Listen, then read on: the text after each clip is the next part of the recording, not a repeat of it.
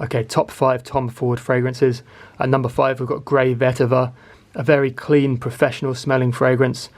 This is ultra safe. It's vetiver heavy, as you can imagine from the name. There's some sage in here.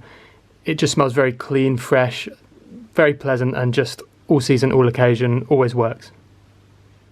At number 4, Tobacco Oud. I think it gets a bit overhyped by the YouTubers. I do really like it. I think that whiskey note along with the oud and the tobacco, it's a very unique fragrance. It does have a bit of an ashtray opening, but in some ways that's part of the appeal. It's meant to be kind of dirty and out there. This is a strong performer, and certainly it's something that will get you noticed. And yeah, I like it for its uniqueness, but I don't quite love it as much as the YouTubers do, and that's why it's only at number 4. At number 3, Noir Extreme. I've gone for the Parfum edition. I prefer that slightly over the EDP. It's a nice vanilla fragrance for the winter, and heavily in it you get the note of coffee, which is an Indian dessert.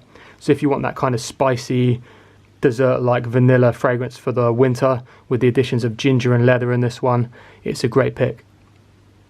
At number 2, Noir De Noir.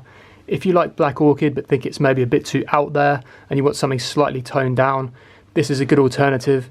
You still have that truffle note, but this is mixed with rose, which makes it quite unisex. This can certainly be worn by men. It's not that female leaning at all. It's kind of a dark, mysterious truffle and oud fragrance with a bit of rose. It's kind of got a gothic feel to it. I've heard it described like that, and I'd agree. But this is a really nice fragrance, got me a lot of compliments, and I would recommend Noir De Noir. And at number 1, Tobacco Vanille. This might be quite an obvious pick, but I had to go with it as it's probably my most complimented winter fragrance, certainly one of them anyway. That might be partially because it's such a beastly performer, so you will get noticed a lot if you wear this, and that's why I would say go easy on the trigger when spraying this.